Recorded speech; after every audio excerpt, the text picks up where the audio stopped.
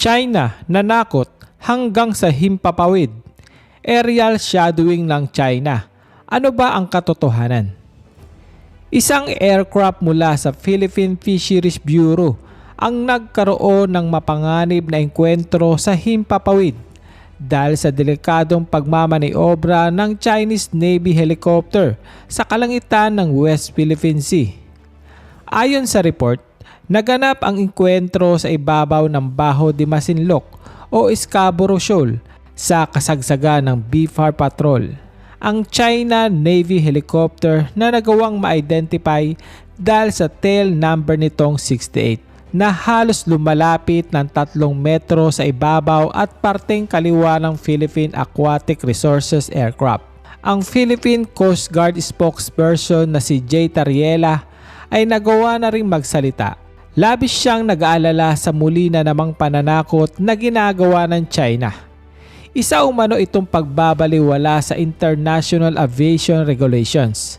Nagpapatunay ito na ang pagmamasid nila sa teritoryo natin ng patago o shadowing ay nangyayari hindi lamang sa karagatan kundi maging sa himpapawid na rin.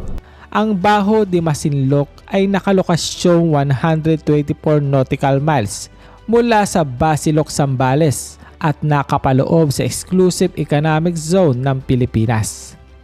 Gayunpaman, ang shoal ay napailalim na sa kontrol ng China simula pa ng taong 2012 dahil sa hindi nila pagkilala sa ilang naipatupad na ruling.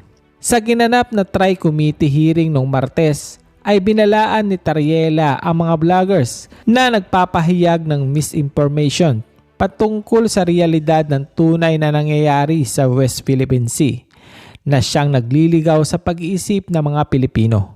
Kung paanong nasasakop na tayo ng China na nagbibigay din ng takot sa marami. Isang dahilan para pag-initan ng ilang committee ang mga influencers na nagkakalat ng impormasyong nagpapagulo sa isipan ng mga mamayan para sa sarili nilang kapakinabangan. Nakumpirma ni Tariela ang impormasyon bilang isa sa pinakamalalang pananakot sa gobyerno ng Pilipinas na may kinalaman sa West Philippine Sea. Pangalawa lamang dito ang direktang pangaharas ng China sa ating karagatan. Dagdag pa ni Tariela na dahil sa mga maling balita ay maraming tao ang nag-iisip na ang lahat sa karagatan ng Pilipinas ay wala sa ating kontrol. Dagdag pa niya na ang diplomatikong pagsisikap ng ating presidente ay matagumpay na nakumbinsi si Xi Jinping na hayaan ang ating mga fishermen na mangisda ng malaya kasabay ng buong seguridad. Ang hindi umano pagsuko ni Presidente Ferdinand Marcos Jr.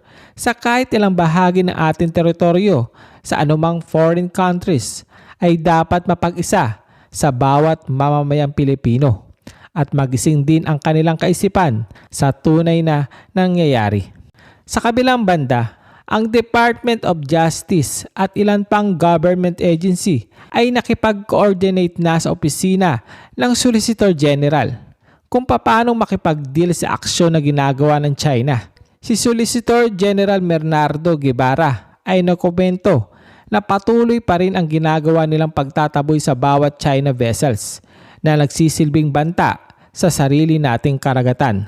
Ang tensyon ay nagpapatuloy pa rin sa patuloy pa ring pangaangkin ng China sa ating karagatan sa kabila ng 2016 arbitral ruling na inaward sa Manila na hindi pa rin kinikilala ng China magpasa hanggang ngayon.